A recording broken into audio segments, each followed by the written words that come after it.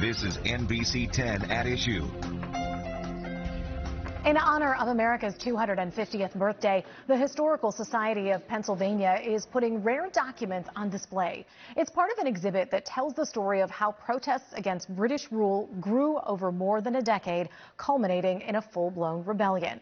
I recently took a guided tour of their ongoing exhibit called Paths to Independence, 1765 to 1787. It focuses on the decade before and the decade after the Revolution. Librarian and CEO David Brigham walked me through it. So the exhibition begins here, Lauren, and this case really focuses on 1765 and 1766. In the spring of 65, Parliament passes a law that's known to us as the Stamp Act, and it imposed taxes on legal documents, newspapers, diplomas, things of that nature, and they had to be stamped. Now, I've actually got two stamps here that have survived for these 270 years since this happened. The Stamp Act set in motion a cycle of activities: tax, protest, repeal, and that continues. But in the early 70s, it accelerates. These things are happening faster, and violence happens. So this first image is Paul Revere's depiction of the Boston Massacre, where the Standing Army of England was confronted by a group of protesters. Words were exchanged, snowballs were thrown. This was early March of 1770, and the soldiers opened fire, and they killed a number of men. And all of a sudden, this goes from words to violence, physical violence, where the representatives of the British government are firing among the American people. It completely changes the tenor of this series of controversies. This is a turning point in it's the a turning point. And then this is another, sort of raising the stakes moment. This is a representation, it's a political cartoon responding to the Boston Tea Party. So England imposes a tea tax. The colonies respond by, again, embargoing tea. They say they won't import any tea. And a group of sort of radical patriots in Boston throw literally tons of tea into the Boston Harbor, destroying what in our dollars is millions of dollars worth of product by throwing it into the Boston Harbor. Interestingly, we all grew up learning about the Boston Tea Party, but there were tea protests in all the port cities up and down the Atlantic. So over here, we have information about how Philadelphia responded to this same tea tax.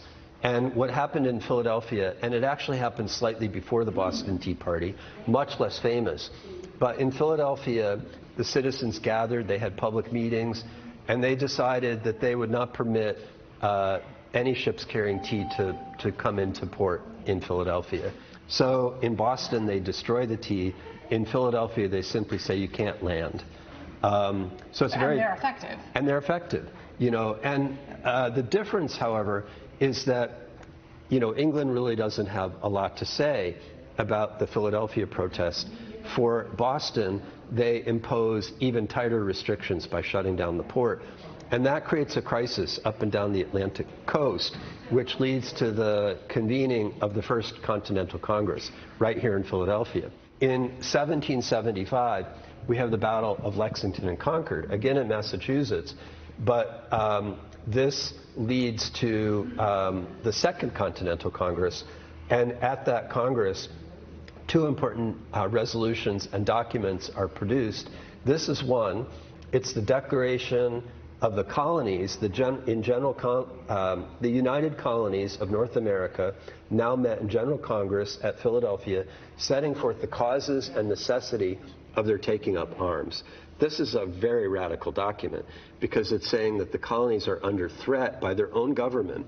Great Britain is their governing authority. There are provincial legislatures. Pennsylvania has a provincial assembly, but their government is Great Britain in many ways, and they're warning Great Britain that they now have the right to arm themselves, to protect themselves against the standing army of England. And this is not received well. When the king receives this, he declares that the colonies are in open rebellion. The other document that's produced nearly simultaneously is this document written by John Dickinson, who's one of the delegates to the Congress, and it's called the Olive Branch Petition, and it's a last-ditch effort to try to accommodate and find reconciliation between the colonies and England. In addition to the Olive Branch Petition, two other really important documents. The first one is Thomas Paine's pamphlet called Common Sense. And Common Sense is published in January of 1776, when many Americans have not yet reached the idea that we need to declare independence. It's an uncomfortable idea. It's basically turning our world upside down. And a lot of people aren't ready to do that. And Thomas Paine writes that we have no choice, that England continues to oppress us. They call themselves the mother country, but mothers don't devour their children. So that's the language he uses. The Boston Massacre, the Battle of Lexington and Concord killed people here in the colonies. And Paine says mothers don't devour their children. And he uses other kinds of logic and arguments like that to really urge. And we pulled this quote out from the pamphlet: "The time hath found us." Some people at the time would say, well, eventually we will mature and we'll need to be independent. But now is not the time. We're not ready. Our economy's not strong enough. We don't really have a government. What would we do? There's a bit of hand-wringing. And Paine says, no, the time is now. Fate has brought us to this point, and there's no turning back. There's no reconciliation after armed conflict. The only solution is for us to declare ourselves independent of Great Britain. So that takes us to the Declaration of Independence. And this is a unique printing of the Declaration. It's printed right in the moment. The printer's name is John Dunlap. He's a newspaper publisher, and he is the official printer to the Continental Congress. And he is called upon to typeset the approved text of the Declaration of Independence, which is written under the direction of a committee of five, and Jefferson, among those five, is the primary author of the Declaration of Independence. So this is Jefferson's text. We all know it. We studied it in school. We're most familiar with the two first paragraphs, which say things like, we hold these truths to be self-evident, that all men are created equal. It establishes universal human rights. It says that we have a right to government by consent, that government shouldn't be imposed on us, but we get to elect our representative government, and we get to decide when that government is working for us and not working for us. So these are big ideas. These are the ideas, these are the ideals that we were taught, that all men are created equal, and that means all men and women. So this is the idea of, universal rights. This, I mentioned, is a unique copy. We call it a printer's proof, and we think it's printed literally hours before this thing goes to press.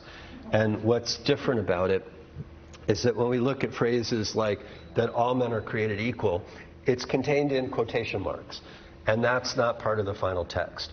Jefferson would mark up his speeches with quotation marks when he was getting to read them out loud. So we can imagine, we don't know for sure because he didn't write this down, but what we know about his other written documents that were spoken, he would use quotation marks to pace himself. You and I might use bold text or all caps or a font shift to know when to emphasize. So they're basically breathing marks, and they're telling him what to emphasize. He knows this text inside and out, but he's preparing to read this out loud. As far as we know, he never did that with the Declaration, but that's why those quotation marks are there. That was just part of my tour of the exhibit at the Historical Society of Pennsylvania. There's much more to the exhibit that focuses on the decade after the Revolution. The Historical Society of Pennsylvania is located at 13th and Locust, and they have a full calendar of exhibits scheduled in honor of America's 250th birthday. For more information, go to NBC10.com/findit on